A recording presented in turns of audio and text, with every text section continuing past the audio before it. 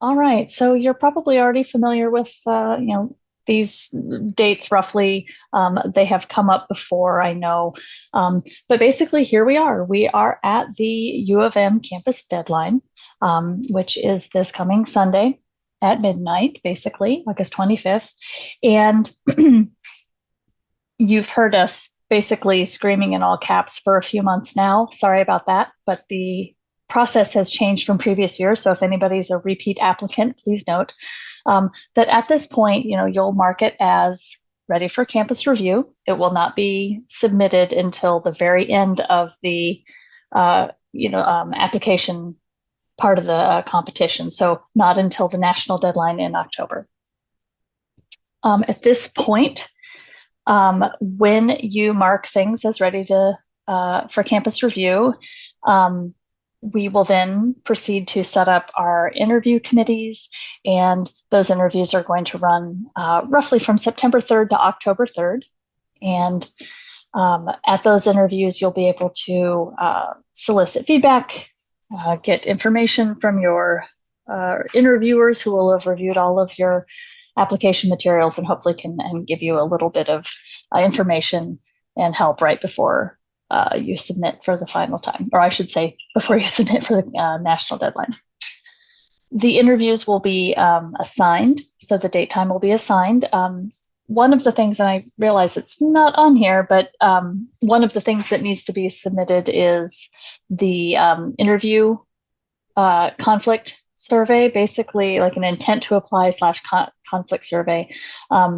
You've probably gotten that link earlier in different announcements, that sort of thing, but we do need that at the same time by this Sunday night, August 25th.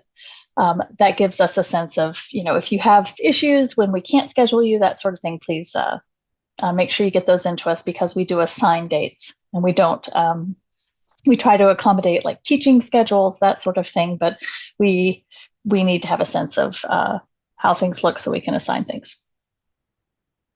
After the interview, you'll be able to, incorporate that feedback, make final edits based on the feedback that you received prior to the national deadline. And then it says resubmit, but basically you will submit your final version of your online application. That is the only time you will submit. And that needs to be by, we would like for you to try and get that all wrapped up a few days before the national deadline. So October 6th is a Sunday. We're calling it the final U of M deadline. That was when we would like all of our U of M applicants to go ahead and plan on finishing everything and submitting. But the national deadline is technically October 8th at 5:00 p.m. And it is a hard deadline. That is the national deadline. They make no exceptions to that deadline. So if you want the drop dead date, that is it.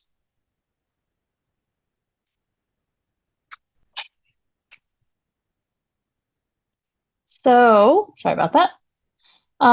So on the topic of the campus deadline, I've just pulled a screenshot here quickly of what it looks like in the application. I'm sure you've probably seen this at this point. I don't mean to rehash things that you're already well aware of, but basically, this is where you'll lock it for the campus review process. This is what it looks like in the application form itself.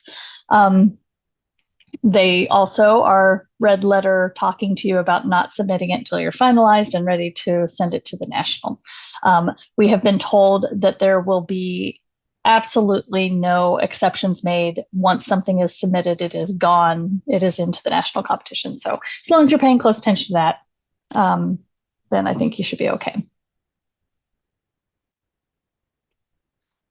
Okay, so a few things. If you are a study or research applicant, study, research, or arts applicant, this is what needs to be done before you mark it ready for campus review. This is what has to happen by the deadline. So the things within your control, roughly. So the statement of grant purpose, personal statement, transcripts, things like that. So we want you to have a polished kind of final-ish draft of your essays, of your statement of grant purpose and your personal statement. You want them to be as final a version as possible so that the interviewers when they go through and read them, the feedback they give you is based upon something that's close to being ready to submit. So polished draft for those. Official transcripts for this part of the the competition. Basically, you're going to need to get your transcript from the Office of the Registrar. It says official, but basically it just means like if you can get the one that has the seal and everything on it, that's what you're going to want to have. If you are eventually, selected for a Fulbright, there is a process by which you will, do the formal ordering of your transcript. For the purposes of this, you can just get the transcript from the registrar and put it up into your application. For letters of affiliation, so this is kind of out of your control. Hopefully you've been connecting with people. If you're getting letters of affiliation lined up, for the purposes of the campus deadline, you can just, upload a placeholder. If you have an email or if you have information about when you think you're going to get your affiliation, that sort of thing, you can kind of talk about what you've done up to this point to kind of get things on deck. That will suffice for the campus interviewers. Of course, down the road for your official application, you're going to need to get the, the proper version of it on letterhead, et cetera. But for now, the placeholder's okay. Okay, so recommendations, the things that are kind of out of your control. You have to have all 3 of your required recommenders registered in your application by the campus deadline. And have 2 of them submit. So hopefully you've been kind of writing them. Hopefully they're aware. You can have 1 straggler, but we need for 2 of your recommenders to have their recommendations submitted by the campus deadline. For the foreign language evaluation, so if you require a foreign language evaluation, if you're planning on getting that done, so there are 2 places in the application that deal with foreign language. You've got the self-evaluation that you do, and then there's the foreign language evaluation, which is if you have measurable skill, you'll have an instructor of the language completed. So for the campus deadline, we need you to have your self-evaluation completed. So what's in your control needs to be done. And you have to have registered any language evaluator that you're going to use. If they haven't submitted by now, it's okay. It's helpful. It kind of fills out the picture, but it's not required. So just having them registered is sufficient for the campus deadline. And then for arts applicants, any of you who are arts applicants, if you can try to get, your arts applicants, or I should say your supplementary materials uploaded by the campus deadline. That is, something that we need, obviously, for interviewers to get a sense of, what you're planning to submit, and you can get their feedback on, hey, is this, what needs to be there? Does this look good? If you need to update things, it's like the rest of your application. If you need to update things, it is okay after your interview to, change things around based on feedback. It's just the same as the other parts of the other types of applications, but we do need, for you to get benefit out of the interview, we do need your supplementary materials to be sent in.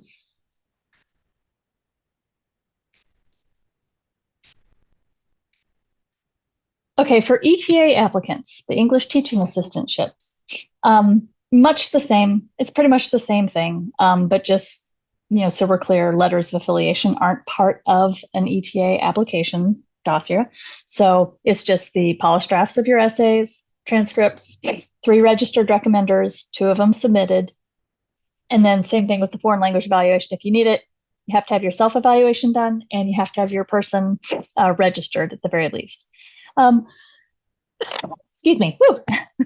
And then if you can get your language evaluation, if you can get them to submit it by then, it's helpful, but it's not required.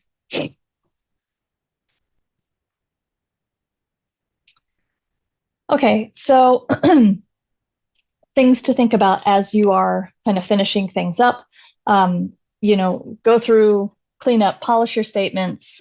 We have on the Canvas site a rubric for each type of grant. So research, study, arts, and ETA all have their own rubrics for pulling together the statement of grant purpose. So make sure you're adhering to the formatting rules, pay attention to page length, that sort of thing. If you have any prompts like that are in your document currently, get those out of there and really prepare it like it's, close to submission time now. So exactly as they say to do it.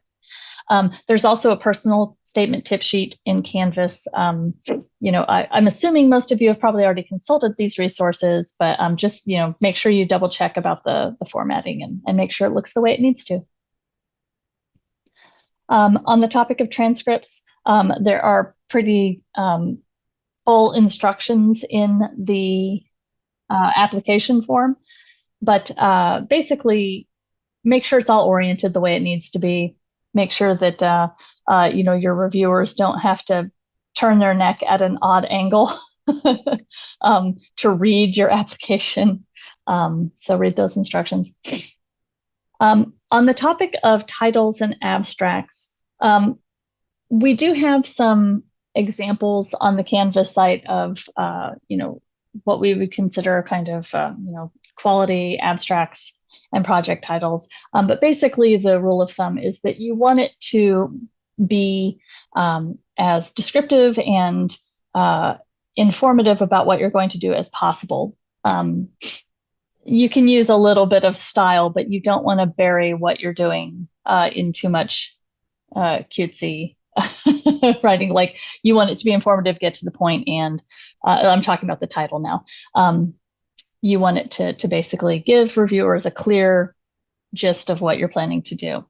As far as the abstracts, again, there are examples available on Canvas, and we can talk about those in a minute. But basically, you're going to want to, if your essays are talking about everything you're doing, the abstract is like going to be the most boiled down, condensed, and nutrient dense version, if you want to think of it that way.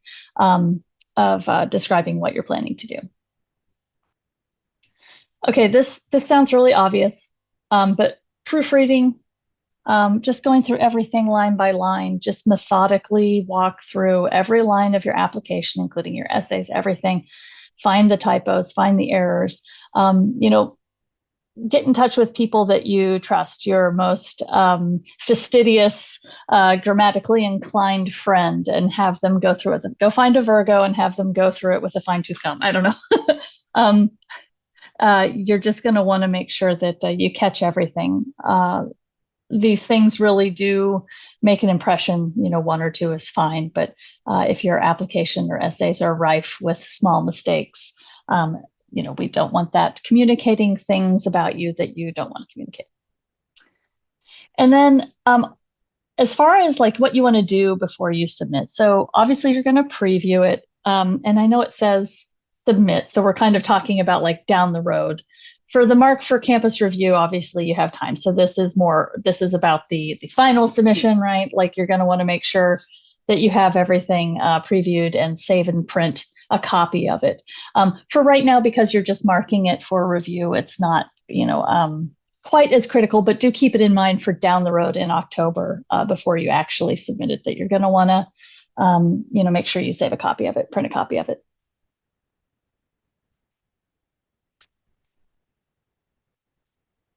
Okay, yes. So Arts, UK partnership, anybody who is applying for a special type of grant, it's not only just the UK, it's other countries too, obviously have special sorts of awards. And there are places where you would indicate this on the application. Just make sure again and again, wherever you're applying, to whatever country, whatever award, read the country summary carefully. Make sure you understand every line of it. Anything that they give you in terms of special instructions in your country, anything that they have to say about if you're applying for a special, special award or a special opportunity, a UK partnership. It's just important that you make sure that you're aware of what they're asking for specifically. So if you've done it a few times, go ahead and do it again before you mark it for review. Arts grants applicants, I know I already kind of covered this, but there is a whole page that discusses what supplementary materials are required, what you need to provide in terms of media or writing sample, that sort of thing, depending on what artistic discipline you've chosen. There are specific requirements about what you need to prepare. And then, as I mentioned, there is the intent to apply an interview conflict form that has gone out and is also up on Canvas. There's a link to it. We need that also by the campus deadline. Just gives us a sense if what your plans are, and if you need us to try and accommodate your schedule. So please make sure that you fill that out. And it's just our general information. I think you probably all have this, but we will be continuing to pop in some advising times and some walk-in, first come, first serve advising times. We already do have some for the rest of this week. An announcement will go out after this workshop, basically reminding you of what times those are, the links for those and everything. But we do have some time for the remainder of this week. If you want to revisit things before the campus deadline, we can talk to you briefly as you pull things together. And just one moment here.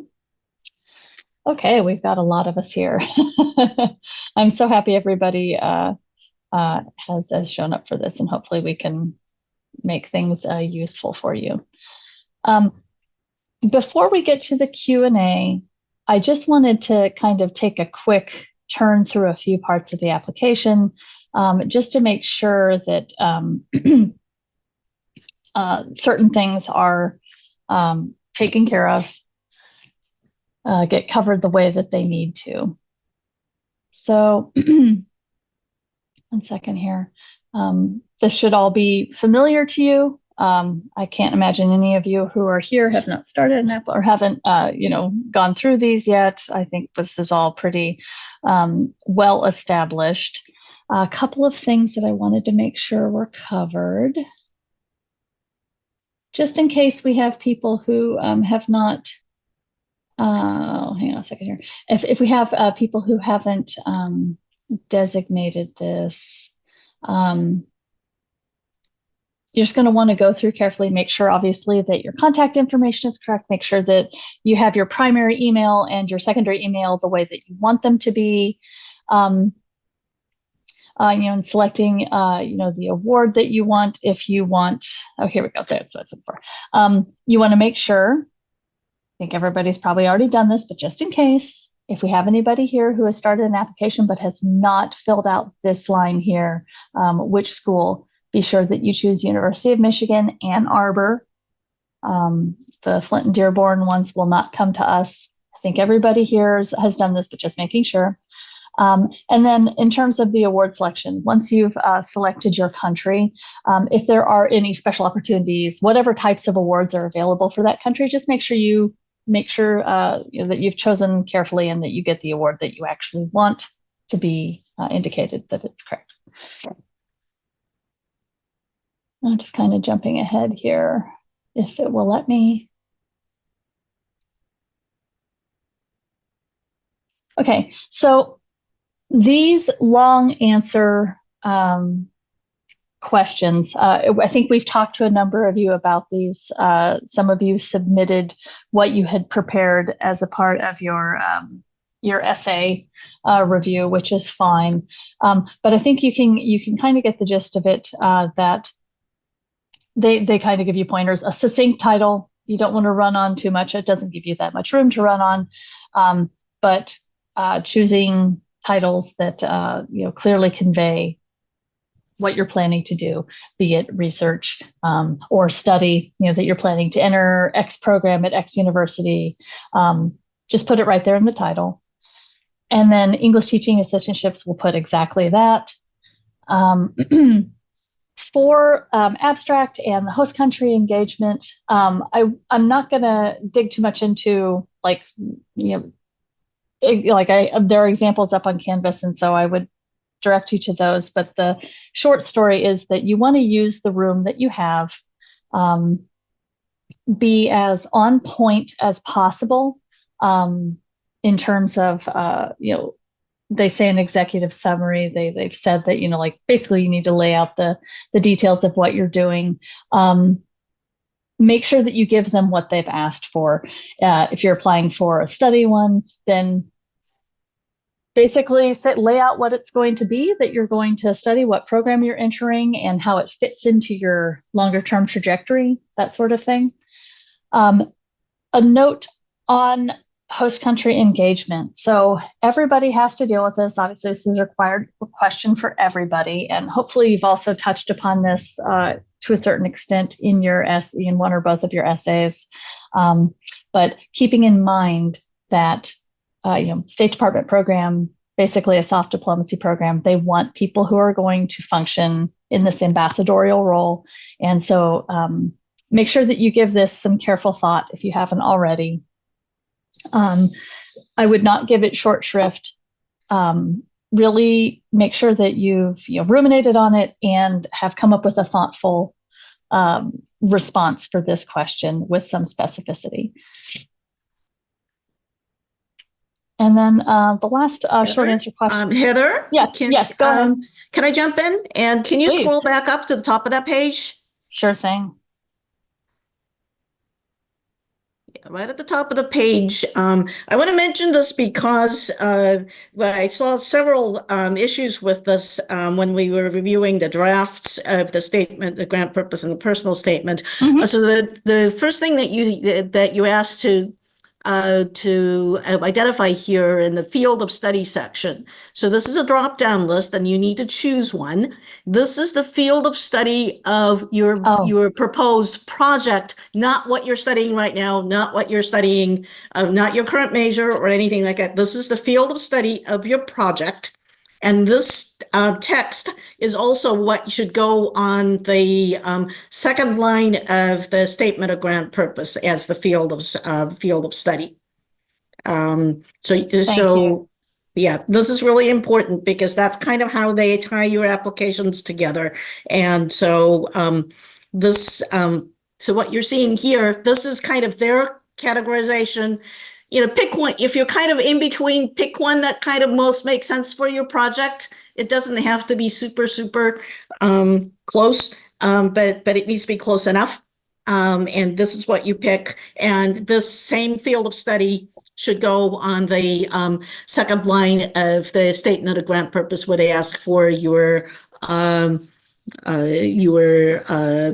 country, and the field of study. That's where that should go. It's the same text. That's a very important clarification. Right. Thanks. Yeah. Thank you, Ann. Yes. Don't just put your major, choose what relates to your project. Yeah. If you're applying for an ETA, you're probably not going to be asked for this, or it already should have filled in English teaching assistantship. But if you're applying for a study research or an arts award, you will need to do that. Actually, I'm going to go ahead and test this theory. Mm-hmm. Assuming this is right. Yes. Thanks, Ann. I had forgotten about that. Oh, well, let's see. Did it like me?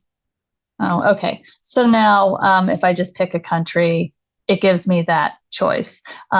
Depending on the country, I think there might be, well, it looks like it'll just say ETA. So, yep. And there you go. Great. Okay. So, all right. From there, okay. So plans upon return to the U.S. Again, because it prompts you, obviously, you've been thinking about this. But the main point of what I'm trying to say here is that really give these short answers some real thought and consideration. Make sure they say exactly what you want to say. In terms of your plans upon your return, Fulbright wants to understand how this experience is going to fit into your future, why it's going to be impactful, and Yes, impactful, meaningful, but also kind of act as a springboard for maybe, mid and long-term aspirations. And so try to be as specific as you can. Obviously, there's not going to be anybody following up with you to make sure, hey, did you do what you said you were going to do post Fulbright? But it can't sound like it's just the last thing you're planning on doing, or like, oh yeah, I'm going to go do this. And I don't know, it, put it in the longer, give them the long view of what you're planning to do. And it helps make the case for, Fulbright being something meaningful for you that they should give you. The other thing I will say about these short answer questions that are kind of up at the top of the application is, you're putting all of this effort into writing your essays, and they are the heart and soul of your application. Their importance cannot be stressed enough. However, I think that it is and Anne, feel free to, tell me if I'm wrong about this, but certainly in the first parts of the review of applications at the national level, these short questions kind of serve as a way for them to quickly identify between like maybe a big stack of applicants, right? Like, oh yes, this person was doing this, or this is what they were planning to do. When they're first getting kind of acquainted with the applicants in their pool that they're reviewing, like up at the national level, these are kind of the shorthand. They give them something quickly that they can reference to kind of remember and mark applicants in their minds. And so to the extent that you can be, you kind of stand out a little bit, be very specific, maybe give them something, give their minds something to hang on to with these short answer questions, it's going to be to your benefit. So that's kind of the purpose of these, is to give them a kind of a quick reference as to what's going on in a given application without having to go all the way through it. Okay, I think that, you've seen this plenty if you've been working on your application, the requirements, but as I mentioned, just do what they say in terms of the format, putting everything together. And then on the topic of funds from other sources, if you have other, things that, are going to, come into play. And if you have sources, that you can use to cover what Fulbright doesn't, go ahead and put it in there. You shouldn't worry too much about listing out too many other things that you've applied for. It shows that you've got other irons in the fire and that you're committed to making your project happen, moving forward with your plans. And, it'd be great if you got the Fulbright, but you're so motivated that you're just going to keep rolling. That's part of what you're demonstrating there.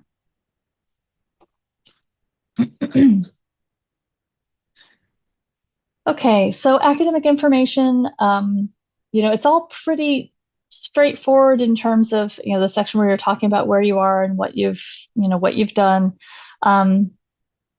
In terms of academic history and kind of like what you're pulling together for your transcript, that sort of thing. If you have transfer credits that are marked as T on your transcript, your U of M transcript, you'll want to contact the original issuing institution so that they can get the letter grades, that sort of thing.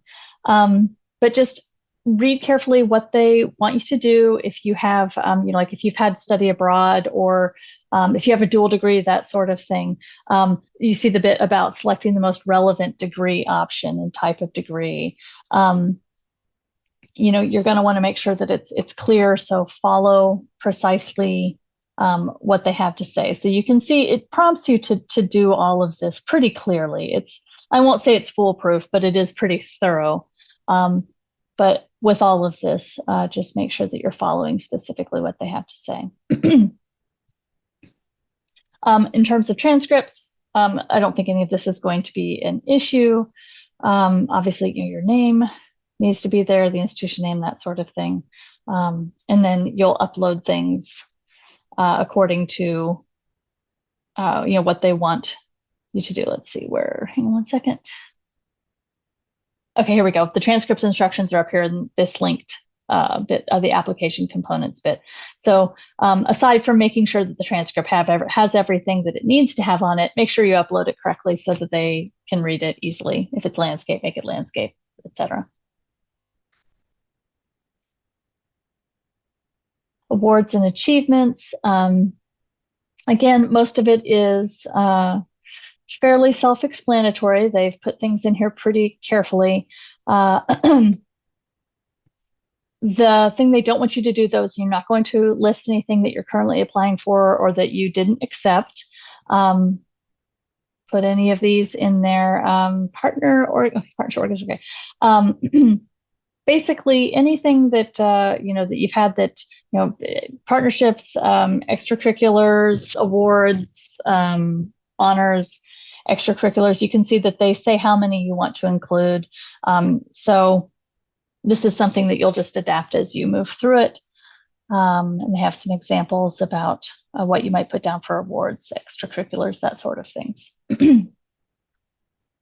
Again, most of this is pretty self-explanatory and prompted, but if you've had professional experience, you'll include that. They want to know about if you've had anybody working for Department of State or USAID, that sort of thing.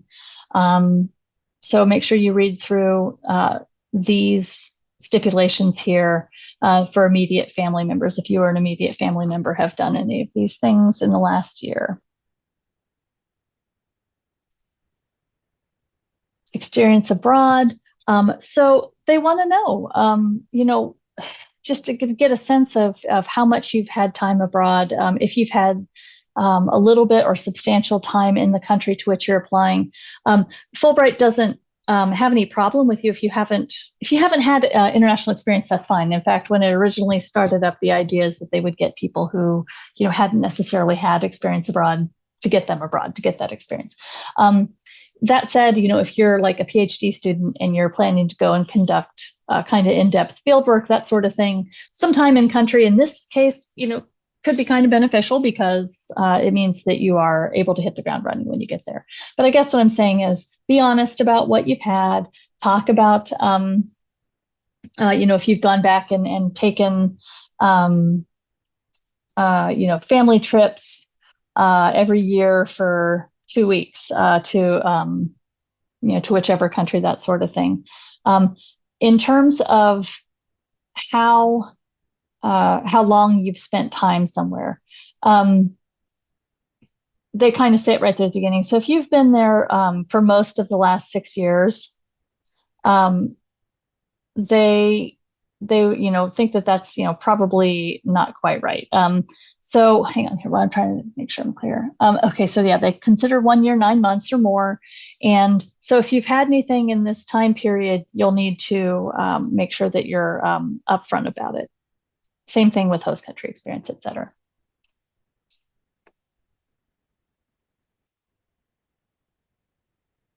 Okay, so now we're into the self-evaluation.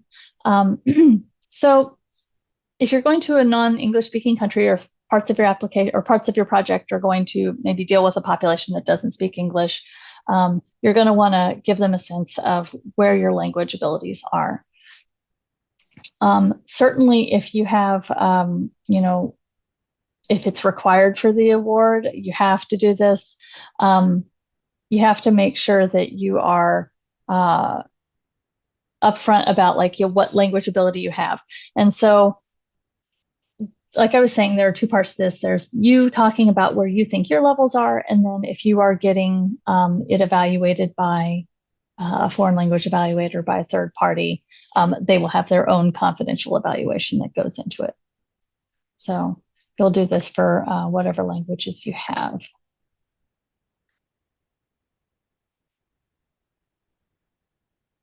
So hopefully you have already done this. You've already registered recommenders and foreign language evaluators.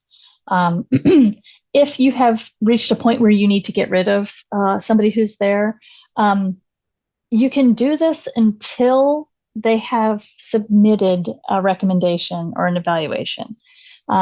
After that, it gets sticky because you have to ask them to contact Fulbright independently at this address down here to remove it, to have it unsubmitted.